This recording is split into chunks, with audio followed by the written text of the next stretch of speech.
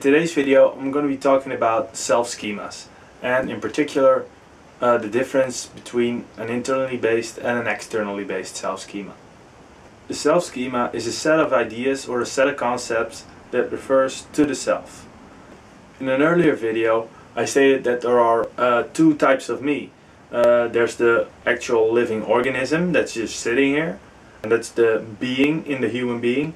And then there is the set of ideas that I have about myself, which could be called my identity or my self-schema.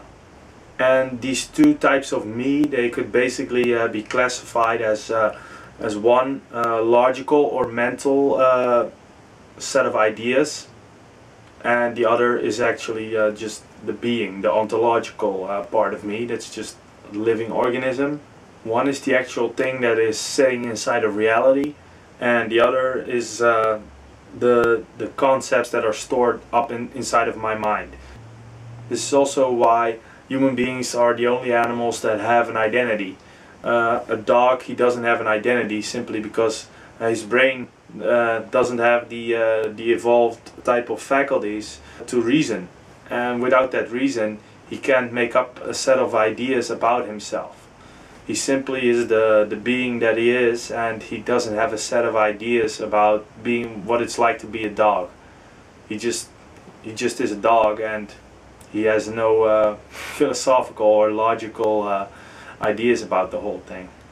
A self-schema can be filled out by various types of concepts, and it's basically all the concepts that come up whenever I ask the question, who am I? What am I about? When I ask such questions, various things may come up. For example, I might say I'm a student, simply because I'm studying a certain thing at a certain school. Something else might come up. For example, I'm a Republican because I associate my sense of self with being part of a certain political party. Or I might say, oh, I'm an athlete in this kind of sport simply because I practice those sports. You might also identify yourself with certain traits. So you might say, oh, I'm a humorous person, or I'm good-natured, or I'm an optimistic person. And really the only limit to your self-schema is your imagination. You can fill out your self-schema and identify with any concept that you like. Usually our self-schema is influenced by the choices we make in life. We may make certain choices about our values, choose certain career paths, choose certain friends we hang out with. We may choose to engage in certain hobbies. We may identify with certain roles that we have in life. And in short, there are simply a lot of different ways in which we can make up our identity. All of these concepts and ideas that we fill out our self-schema with, they can roughly be categorized into two categories, and that is either internal concepts or external concepts.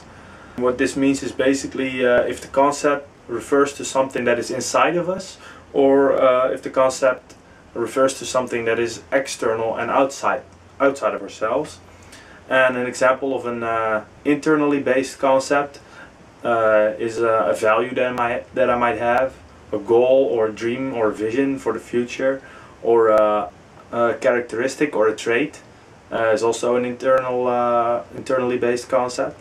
On the other hand, an externally based concept may be the feedback that we get from other people, material possessions that we have that we may have identified with, the roles we have in life. Those are all pretty much externally based concepts. Now here's something you may have noticed in life, and that is that things external to yourself have the tendency to change more often than those things that are internal to yourself. Things in the outside world are more prone to change. The flux in the outside world is usually much greater than those changes that may occur within the self. Also, changes inside the self are usually things that we have more direct control over than the control that we have over things that are happening in the outside world. So as an example for what might happen with an externally based self-schema is that I might identify with the job that I have, which is an external role that I'm in, and it's an externally based concept. The reality of the situation is that I don't have any direct control of whether or not I'm working at that position or not.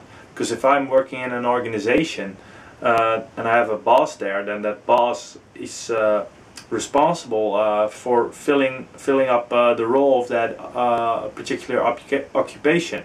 And it may be true that I'm working there for the time being, but if he at any time decides that I no longer should be working there, and for whatever reason, maybe I'm not doing a good job, or maybe I am doing a good job, it's really irrelevant, because at the end of the day, he may just say, hey, sorry, I can no longer have you working in this position. And if I'm identified with having that particular job and being in that occupation, then basically my self-schema is going to crumble for a bit, because this external concept is no longer present in reality, but in my mind I still have that self-schema of like, oh, I'm this guy at this particular occupation.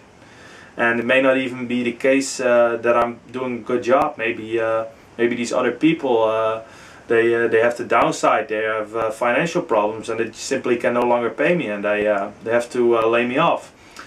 And if my sense of self-schema is being filled out by having that role, then whenever someone else in the outside world decides it's time to change that role, and I can no longer work there, then my self-schema is no longer in correspondence with the actual reality.